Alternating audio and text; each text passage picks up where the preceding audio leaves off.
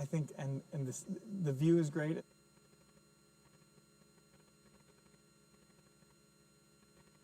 Do you have good sound from all three of us? All right. Good. You're unmuted?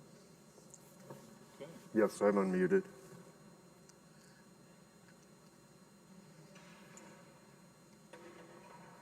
Sam, I'll begin by addressing that camera, if that's okay. Are you ready? So good morning to everybody who is here in place. I'm going to be addressed. Sometimes I'll speak out to the congregation, and sometimes I'm going to speak directly to the camera over here. All three of our cameras are working, but this one allows us to speak to our live stream congregation as well. Hello and welcome to the Trinity Forum. My name is B.J. Owens. I'm the Dean of Trinity Cathedral in downtown Cleveland, Ohio. Welcome to those of you who are gathered here in person. Welcome to those of you who are gathered here online, whether you're live with us right now. It's 10 a.m. on an almost snowy Sunday morning here in Cleveland, or if you're joining us a little bit later. We're so glad you can be here with us. This is a really special opportunity for us. We welcome Martin Uhle, who is the director of the Community West Foundation, and Peter Schindler, who is the senior program officer for the Community West Foundation. This is an organization that for many years has been creating opportunities through grant support for service organizations throughout Cleveland, primarily on the west side of Cleveland, deeply devoted to supporting, restoring the dignity of every human being through the work of organizations that do really wonderful work all throughout the west side of Cleveland.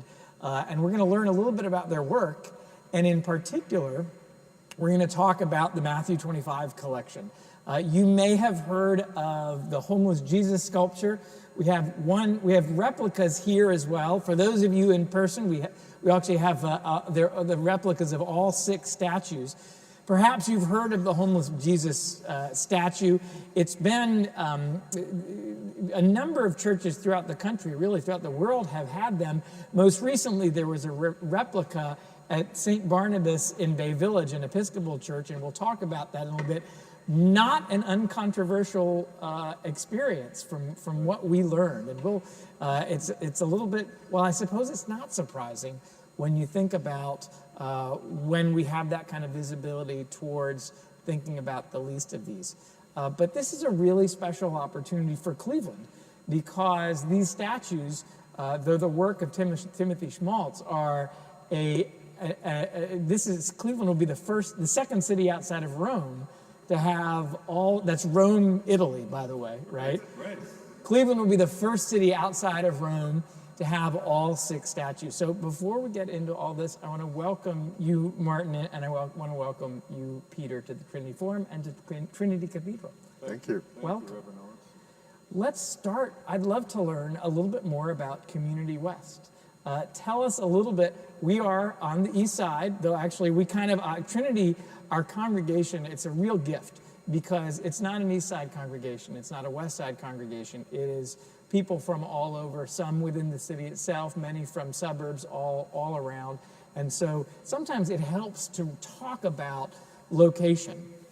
And so tell us a little bit about the work and ministry of Community West. And I'll start with you, Martin, and then Peter, I'd love to hear from you as well. Sure, thank you. Marty Uhle, the president and CEO of Community West, thrilled to be here in this amazing cathedral. We are primarily West Side. West is in our name, but we actually are funding agencies. It's okay. It's okay. Do you have your mic on? Let's double check that. I believe I'm on. I'm unmuted, I think. Very good. Is that better? Hey. Very good. Thank you for reminding us, not just being polite in church. I'm Marty Uhle, the CEO of Community West Foundation. I took over in January of last year. West is in our name, and we were part of Fairview and Lutheran Hospital. We used to be their foundation. When those 2 hospitals merged with the Cleveland Clinic, we spun out into a separate organization. And we work within the general area of those hospitals is how we started. But Lutheran Hospital is very close to downtown. And the agencies that we serve have come this way. We are working with primarily the agencies that support the 6 areas defined in the book of Matthew. And we've talked about that.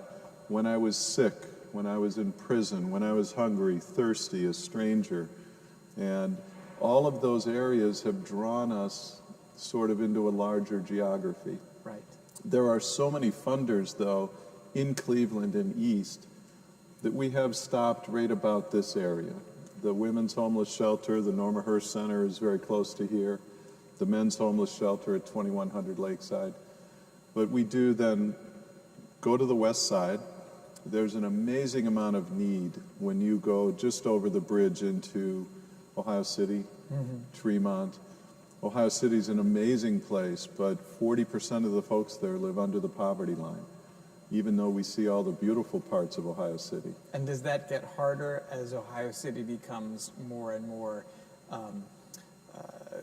there's greater prosperity in certain areas? Does it become harder on those who are living below the poverty line? I think it's one of the biggest challenges of most communities, but very prominently on the near west side. Right. Ohio City, Tremont, Gordon Square, Detroit Shoreway, all these beautiful things happening there, and the marginalized people are having to move. Right. They're ending up in some neighborhoods just south of I-90, and I bet that'll come up today as we talk. Great. So that's Community West Foundation. We also are in Lorain County. We're one of the few funders in Lorain County. It's a much different landscape than Cuyahoga County, much less developed in terms of its infrastructure. And so we're working, because Avon Hospital now is in Lorain County with the clinic, we're sort of following that footprint. And Peter, tell us about your work as the Senior Program Director. Sure. Well, Program Officer, excuse me. it's All right. okay. I have the pleasure of working with probably 85 social service agencies in our community, and having the opportunity to review grant proposals that are sent to us, but more importantly, go out and meet with the executive directors and many of the people who are taking advantage of the services that those agencies provide, and really help to get our $7.4 million in grants out to the community. Peter's kind of humble, BJ. He is a member of the Cuyahoga County Office of Homeless Services Task Force. He's a voting member on that. Peter also represented our foundation with the Greater Cleveland COVID Rapid Response Fund, which started very quickly in March of last year, led by the Cleveland Foundation, and we joined with all the other funders in town. And Peter represented our voice for the basic needs and the least of our brothers. And it is not a common theme across the community foundations. Our focus is very, very focused, is that a pun? But we are staying in the basic needs part of the world. Our foundation does not fund jobs, employment, writing resumes. We're really down here helping the folks who need it the most, day to day. And you talk about those directives from Matthew 25. I was hungry and you gave me something to eat. I was thirsty, you gave me something to drink. I was in prison and you visited me. As guiding values, things that really give your organization focus. Cleveland has a lot of funding agencies. There's a lot of community service groups. I wonder about, here at Trinity, we've been talking a lot about values lately, because whenever we sit down and talk about where we want to go at this moment in the years to come, we have to stop and say, who are we now? Where have we been? Look at this space. What is the history of a church like this? What are those guiding values that, whether we may have not, whatever our vocabulary was over the years, are at the root of who we are and what we do? And so I hear those as guiding values that not only drive you, but also make you a little distinct, give you freedom to focus on what really matters to you in that particular moment. So I'd love to know a little bit more about how your organization, how Community West formed up around those driving values, and how over the years you've seen them really in action. Mm-hmm. Well, I'll start, and Peter's been here since the inception of the foundation, so he'll have his opinion. We started focusing on the health and well-being of the community. Mm-hmm. That was our hospital roots, health and well-being.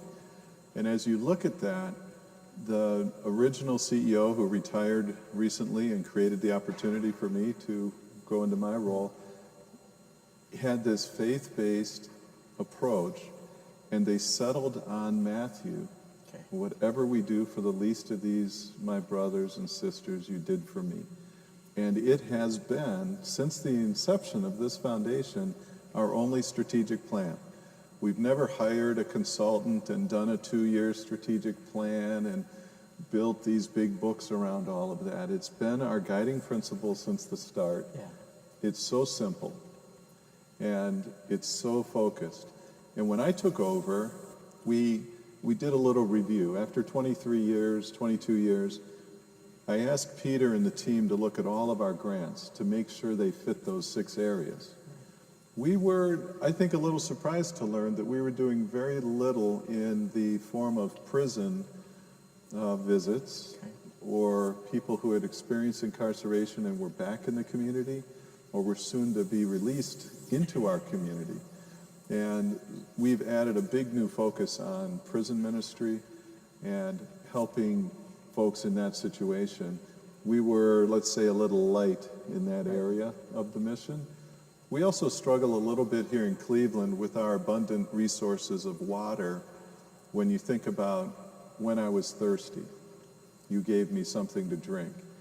What we've been able to fund is some unique areas that are out trying to help people who've been turned off by the utilities companies. It's shocking the thousands of homes where people are living that don't have water. And so we are funding ombudsmen. Mm-hmm. They're called water champions, and they go out into the city and meet with people and make sure they have running water. And the Northeast Ohio Sewer District and the Water Department have partnered with us. They just don't know how to get down to the households. Mm. And so we've hired someone to go out into the neighborhood and knock on doors and make sure people have water. Mm-hmm. Peter, you were there. That's always been the strategic plan, right? It has. I'm a native Clevelander. I grew up in the St. Clair Superior neighborhood and have had the opportunity to see so many changes in our city, and some good, but also a lot of increase in need. And I think we're very fortunate in Cleveland that we have a great philanthropic tradition. We have so many foundations and that do great work. And I think we're at a point where we know that there's going to have to be intense social change. And that takes a lot of advocacy and a lot of hard work. So we're grateful that we have foundations who can do that work. But for us, as Marty said, we've never veered from taking care of the least of our brothers and sisters.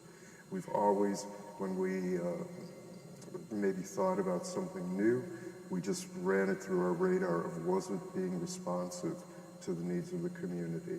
Because we know every day there are people who need food. There are people who need a mother and children who need shelter immediately. There are people who need mental and physical care. So that has always been, and I'm very proud to say, remained our focus. And since Marty became our president and CEO, as you can see by the Matthew statues, he's added a few more areas, as he mentioned, which I think kind of closes the gap and makes it a little easier for us to work with. For example, we hadn't been looking at the prisoner, mm-hmm. and all of a sudden we realized what happens to those who are released from prison with really nothing. They are the ones who become homeless, who are in need of food, who are in need of so many things. But if we start working with them with reentry programs immediately, maybe we can put a little dent in their needs and help them to restart their lives back in the community. Many of them have so much to offer. Yes. Well, I'm fascinated by that process of going into, let's look at all the different work that we've done over the past decades, what we're doing now, and how does this hold up against the words of Jesus in Matthew 25? Would it be cheeky to say that your strategic planning consultant is Jesus? And that you return back to that over and over again, and that's a lesson so many of us could draw from. I can speak in my last church, and this happened before I had arrived there. They did just a short-term project where they created signs that were those lines from Matthew. I was hungry and you fed me. I was thirsty and you gave me something to drink. And they were just placed around the campus. And as things happen in churches, sometimes you create something temporary and everybody just forgot to take them down. And so they stayed up. I think they're up 15 years now. And before long, they became something that every time you walked out of church, you saw this. And it was continually returning us to the words and the commission of not only what Jesus calls us to do, but how we're supposed to live in the world and care for one another. To me, what is some of the most striking pieces of that commission is that while we're supposed to work to alleviate poverty and we're also supposed to love one another. We're also supposed to love those who suffer. We're also supposed to be with those. And I'm so grateful to Community West for continually returning to that and lifting up ways that we can know not only the need, but actually connect with one another. I encourage you to visit Community West website, because you see not only through what they talk about, but through a video that they put on there, there's this wonderful sense of the humanity of the organization, but also who they serve. And you can see many, many years of work in that. Peter, returning to that of what you have seen, how the changes of Cleveland over the years. Now is such a particular moment. I would love to, as we're coming out of a pandemic, we're certainly still in the midst of it. It has been such an upheaval of so much, and maybe in some ways it's just reinforced what was already there. Right. What are you seeing right now as the most critical need in Cleveland, on Cleveland's west side, either one, in this moment of our life as a city, in this moment as a people emerging from a pandemic? What are the most critical needs right now? Well, one of the things that we learned from the pandemic was that we needed to work more closely with each other. For example, foundations and philanthropic sources often did their own thing, but as a result of the pandemic, we formed the Greater Cleveland, actually the Cleveland Foundation formed the Rapid Response Fund, which met immediate needs, and Marty had us join that almost immediately, like 2 days afterwards, and we saw that when we collaborate, whether it is as funders or as providers, we gain more strength and we can do a little bit more work. There's so much to be done. But the other thing that Marty and I were talking about this morning as we were waiting to come out here is the one thing that really heartens me is what I see as the kind of resurgence of the faith-based community in meeting the needs. I mean, certainly your church has always been involved in social justice and needs of the community, but I think it's raised the awareness for so many others, and we cannot do the work without the faith-based community joining in with us. So I'm excited to see more of that happening. I would throw in one other thing about major need is mental health. the isolation of the pandemic and what it's done to people who are living on the margin, mental health services, mental health awareness is a very important piece right now. And without being political, but a little bit, the Cleveland area has built a diversion center on East 55th. If you haven't read about it, please do. The diversion center is a brilliant concept, and it's not common across the country, where people who are having a mental break can be taken there instead of to jail. Right. It's a great concept. We're thrilled it's been funded, but our city has tied it up. The prosecutor's office, the police department, they have put in rules that have made it very hard to take people there. It's been open since May, and I think I read 80 or 90 people have been taken there. Okay. So lots of folks are still being taken to jail, and we can't serve them in jail. Oriana House and others are down at the diversion center, and we really hope that new leadership in Cleveland under Mayor Bibb will break through some of those barriers. Great, and that is we do have some knowledge of that diversion center because it's Greater Cleveland Congregations was so vital in bringing it to fruition. Go ahead. If I could just also pick up on what Marty said about mental illness, I think we definitely need to increase the services that are available, not only because of those who have been isolated. I mean, our seniors have been hit very heavily by this, but also looking to the future, what has this done to our children? I mean, this has not been a normal experience for them. And I think we don't know yet, but I know that's something that within mental health circles they're talking about. How is this going to affect them in the future, emotionally, psychologically? And I think when you add that to the fact that at least 50% of Cleveland's children are living in poverty, right, if not severe poverty, which is not a normal situation for children to live in either. So they are suffering from, basically we could call it a form of PTSD from what what they're having to experience. But now having the pandemic and just the total kind of their own isolation, right, if you will, on top of that. So certainly mental illness is going to be huge in trying to meet the needs of all of us. We've all been affected by the pandemic. I could not agree more. I mean, just seeing that through the lens of my own family. I have two children who, under what we hope is, otherwise normal circumstances, the pandemic, the isolation, the distance from peers, the struggles with learning is so real. And adding to that, the constant pressure of poverty, the constant pressure of systemic racism, I think PTSD is the right word.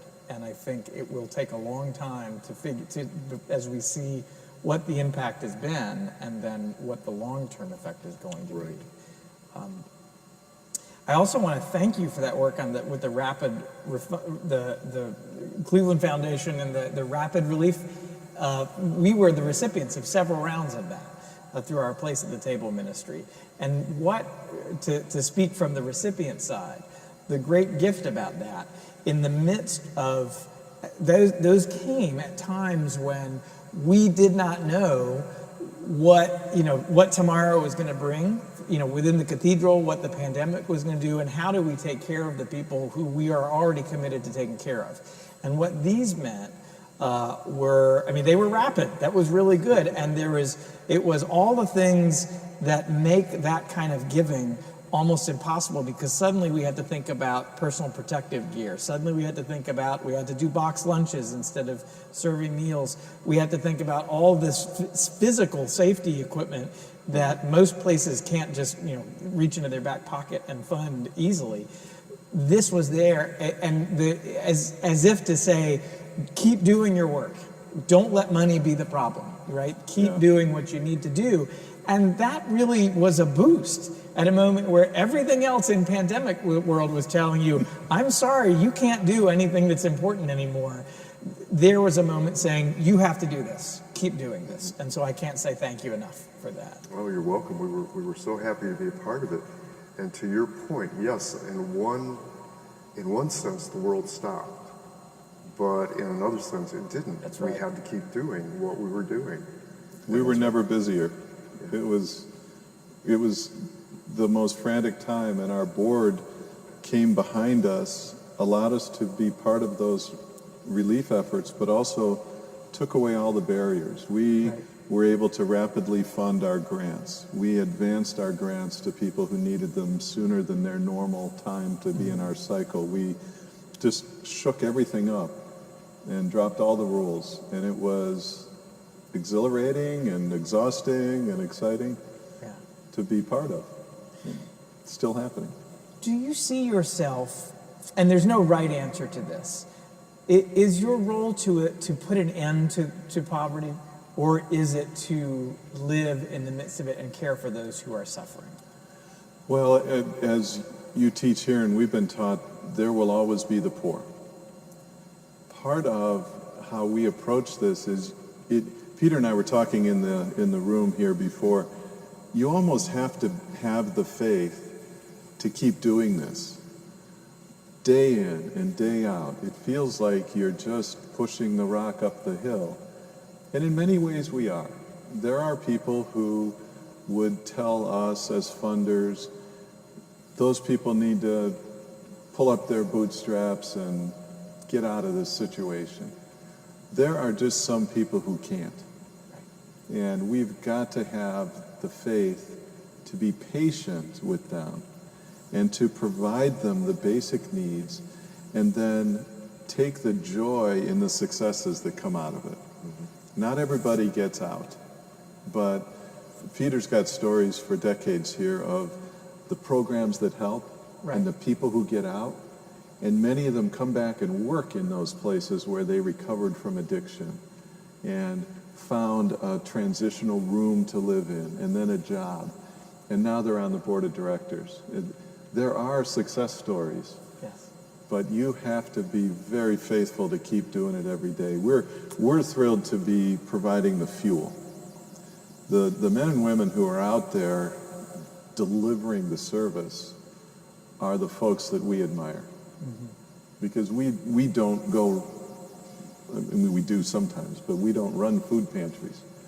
We provide them the fuel. Exactly. Well said. And, you know, I wish I could say that our work was to help to eliminate poverty or to eliminate all of the need, but we know that's not going to happen. It's a much bigger issue than any of us here. It's going to take huge social change. But in the meantime, our brothers and sisters are the ones that we have to take care of while we're fighting for this change. Yes. Poverty is, among many things, dehumanizing.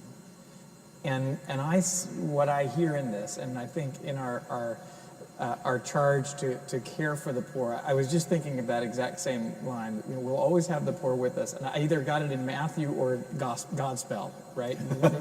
Never can't remember, where did I hear that? Oh, it's from that. I think one of the reasons that God calls us to do this work is to honor the humanity. You know, I think why do we have religion? Why do we have faith? I think it's partly to help us be fully human. And is it not also to honor the humanity in others? And poverty is so much, and our barriers, our buffers against keeping suffering away from us until, of course, it's at our door and it's consumed us as well, is we stop seeing those who are suffering.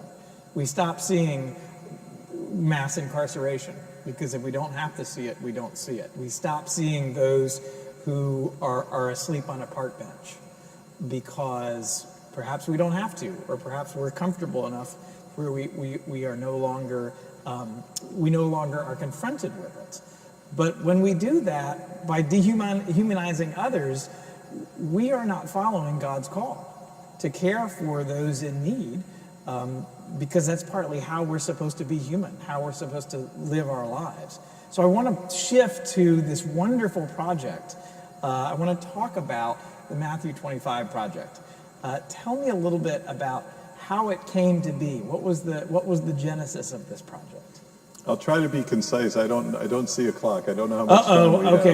have. We've got about 15 minutes. Oh, here, we have time. so- So it's amazing that we're sitting here almost a year, 13 months from when Father Alex Martin at St. Barnabas Episcopal in Bay Village displayed our replica, full-size replica statue. Right behind their church, there's a big public park and a walking trail and baseball fields. And he put that statue there. We delivered it. We move it around the community since 2017. The police have been called numerous times in other cities about a homeless person. But somehow in Bay Village, the statue went down, and 20 minutes later, the police were there. 20 minutes. 20 minutes. It's a very public place where it was Right. there. And Father Martin tweeted it to his 200 or so followers. Right. And we saw that. I'm one of them, by the way. You're one so of them. I don't know the other 199, but yes. All of a sudden, that was a Thursday. By Friday morning, it's worldwide, and we're getting phone calls from Sweden, from India, from London, from all over the United States, saying, what's going on here? The art did what it was supposed to do. It raised the public awareness of homelessness in a very affluent place where that would not have been the topic of discussion. Right. So that was Thursday. By Saturday, on Saturday Night Live, this homeless Jesus statue was one of their jokes on their weekend update. I will not tell it here. I thought it was inappropriate. It had to do with the police being called. But there we are on the national TV stage for a whole different audience. And Right. I bet they haven't talked about homelessness if it wasn't a character Right. running around ever on Saturday Night Live. The fallout from that is on Monday morning we came to work, and the first phone call was from the artist in Canada. And he said, that's a replica. And now that replica picture is going worldwide, and that's not my art. That's a resin copy. And I think you ought to buy the real one.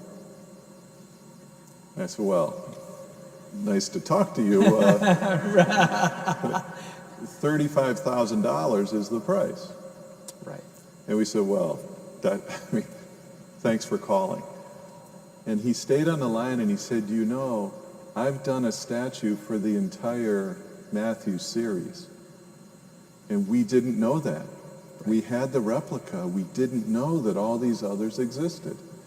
Some of them were commissioned by the Pope in Rome. He's a very Catholic guy up in north of Toronto. The Pope is a really Catholic guy? The artist. Okay. We know All right. the Pope is. We assume he's very Catholic. But the artist says, I have the whole series. And we looked at them and we talked, and I went to my board, and the board of directors, through private donations, we didn't reduce our grants, we raised a separate fund, and we bought them all. We learned that Old Stone Church already had one, so we bought the other 5. We ordered them in... And they had an original. They actually had They have sculpture. one of his, yes. It's not a replica. Not a replica. Okay. It's a real bronze statue. We ordered them in January of this year. On Thursday, they finally arrived at the port in Vancouver, Canada, from the foundry in China. Okay. So we've been waiting and waiting for these statues. One of them arrived when I was in prison, has been installed. The others are in a crate coming across Canada to Toronto, and we think by the 1st of December they'll be here in Cleveland. So it's been a year of this process started by Father Martin's tweet. But imagine my excitement as CEO, where we've got this mission of the 6 areas of Matthew. And I can talk about that all the time, and we do. Now we get to go look at it. And to put these things out in the city and have people come by, I'm almost certain that if a news story is being done about homelessness or immigrants, the backdrop's going to be this statues. Right. If it's a story about social justice, here they are. And everyone that has had to approve these, it's not religious. It's social justice. It's what we should be keeping in front of us. You said it. All those signs at your church in North Carolina remind us, and that's what this art is going to do. We're thrilled. Yes, if I could add, this is, public art, and we had to deal with some bureaucratic matters in order to get them approved. But why shouldn't this be public art? I mean, something that really says a message. Some of the public art that we've seen is very nice, is very intellectual. But what about public art that really affects our heart? Right. And I think that's what we hope to do with this, to draw attention to the need, the overwhelming need for social justice. And also, as you had said earlier, through Jesus, bring the suffering of our brothers and sisters to the forefront so that we realize that. Because by trying to avoid that, we're suffering ourselves. Right. More than can be said. So I think that this new public art, which is very old in its message, is a great thing for our city. And I'm so proud that we were able to do that. Yeah. If I could do my best to get in the heads of those who are offended by the presence of a statue like this, right? What leads somebody to call the police and to do so in 20 minutes? We're not surprised that that's often the reaction. And I would guess that a great many folks who would not be wild about the statues would say, well, it makes sense that a church should be talking about that. I wonder if part of the upset is around public space. That suddenly, once you have a statue there that reminds you of those who do, of haves and have-nots, that whatever, we can all hopefully agree that homelessness is not an ideal way to live, but I think we disagree about what's the right thing to be saying in what is a public space. And if it's in front of a church, well, it's actually kind of more public space. We're blessed as a cathedral, and sometimes we live into this, sometimes we don't. We are envisioned, and when this building was built in 1907, it was both a Christian sanctuary, but also a public space. And I think a lot of our creative energy comes from that tension, because there's a lot of great work you can do in both places. But once you're outside the walls and you put something that really convicts us, I think that's the word, of the fact that we are not yet who we want to be, it's not so much the church values, it's we're now using this space differently. So I wonder if you have any thoughts, or if you've heard from those who have had these statues up before, how statues like this transform the public space around, whether it's a church, whether it's a service organization. Suddenly, what does it mean for that shared space around us? Well, we were surprised that these statues had to be approved by the Landmarks Commission. We thought, we're putting them all on private property. Right. It's in front of agencies that we support, most of them. And we thought we could just do that. And we had a presentation installing when I was in prison down on Fulton Road. And the next morning I got this beautiful email from someone with the city of Cleveland, and it was so complimentary. It was lovely. And after the first 3 sentences, it said, but the way Cleveland views public spaces is if any art can be seen from a public right-of-way, the city needs to approve it. Okay. So we don't have a carte blanche right to put anything we want on private property. Okay. Because these are hopefully not offensive to people, but some could be. So we had to go through the Landmarks Commission and get approval. And we got a little worried that the religious theme might be a problem. Never came up. We don't refer to these statues all as Jesus as a stranger. We talk about strangers and immigrants and refugees. We talk about hunger and thirst and sickness. And those are universal concepts. So we think we've maybe snuck it in a little bit. It's impossible to not say homeless Jesus. Right. But these other ones are not thirsty Jesus. Right. They're thirst Right. or hunger.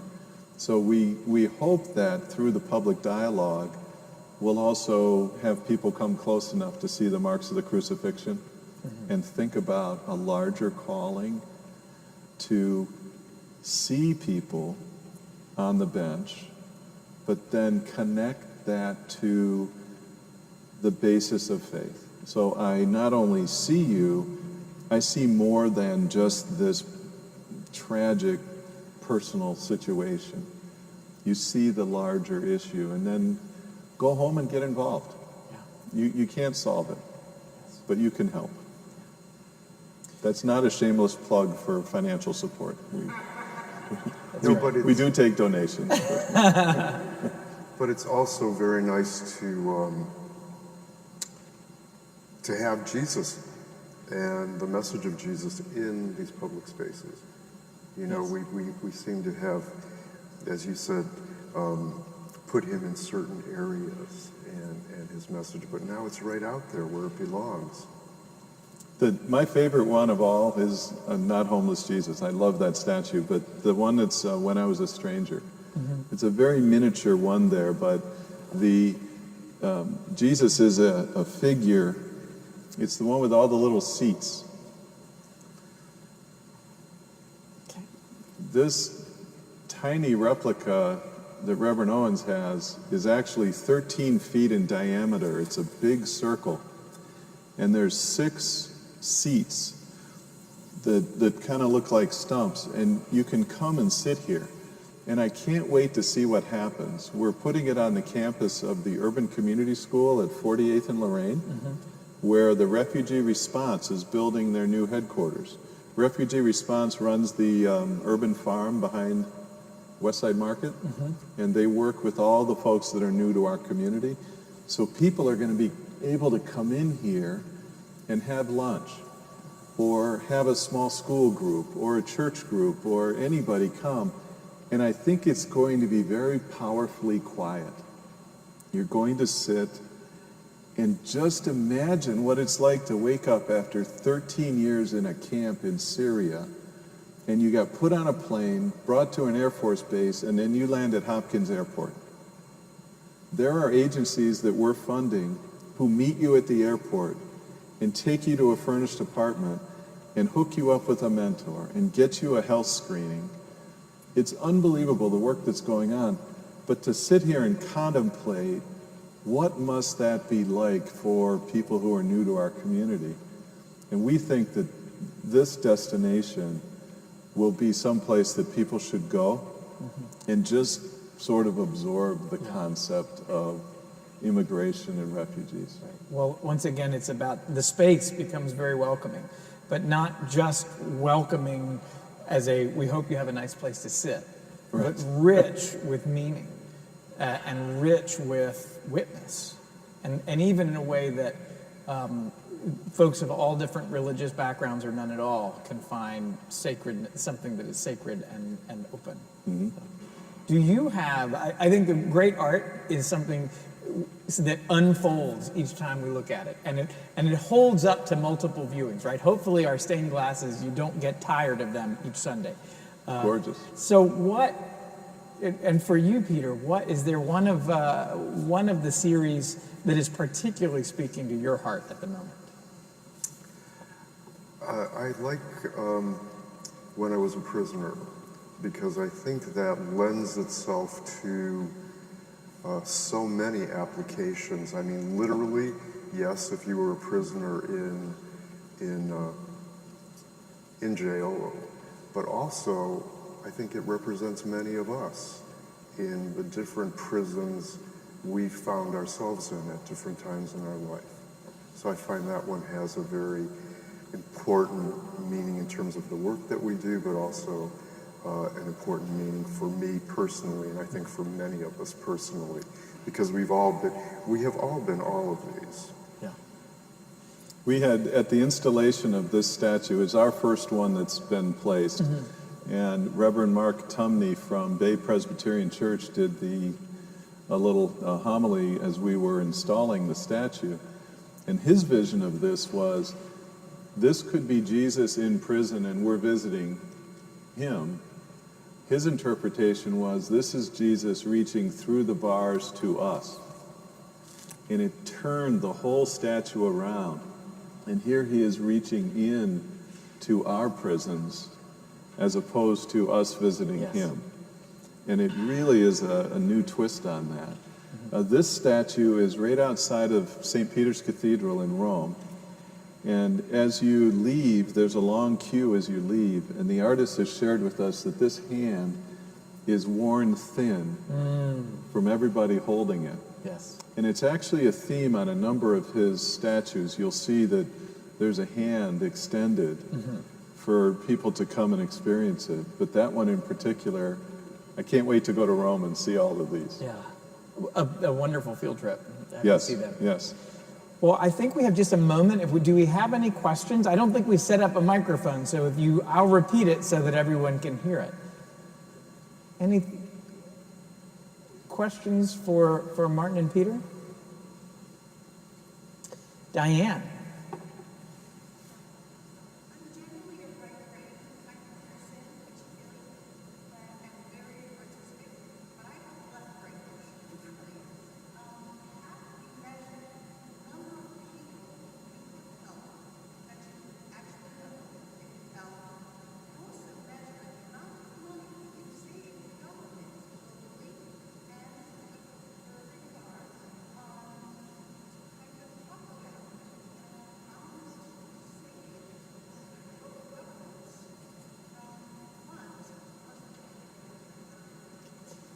I'll repeat the question so that we can hear it. Let's do. Our favorite right brain vestry member, Diane Hexter, asked from her left side of the brain how you measure how many people have been impacted by your work and how much that has offloaded that responsibility from the government to support those folks. Did I catch that correctly? And that's two questions, and I think you have a minute and a half. A minute and a half, okay.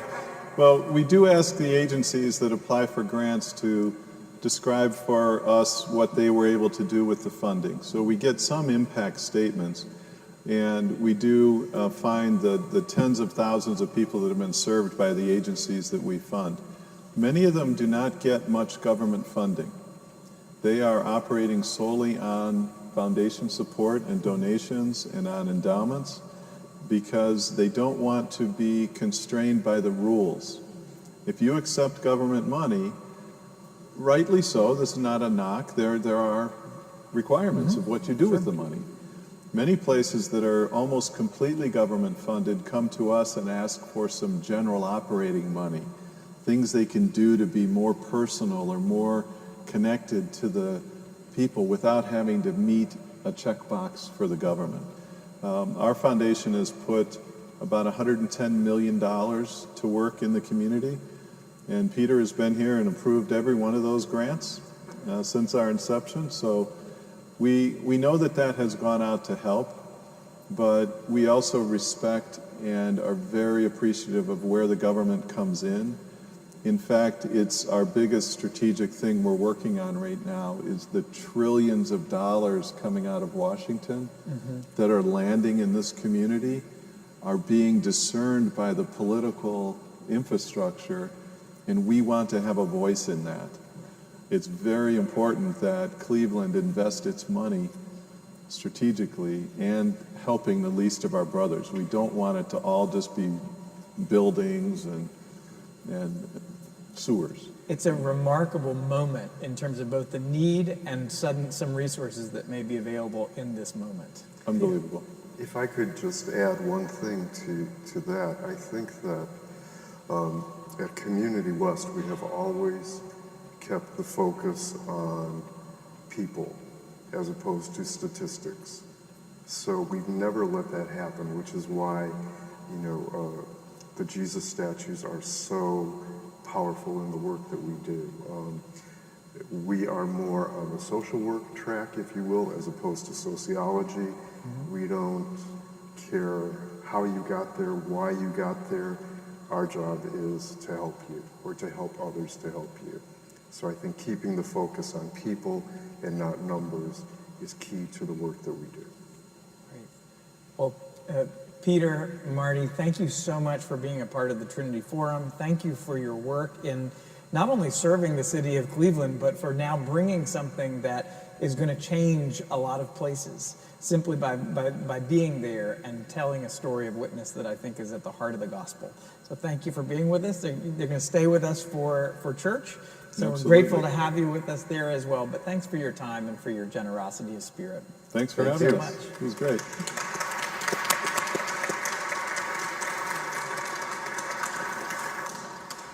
And because we were talking about how comfortable these seats are, we're just going to stay here for church, if that's all right, right? And we'll move the table over to the east transept, so that on your way out to now or on your way out after church, you can hold them and see them up close. I didn't realize that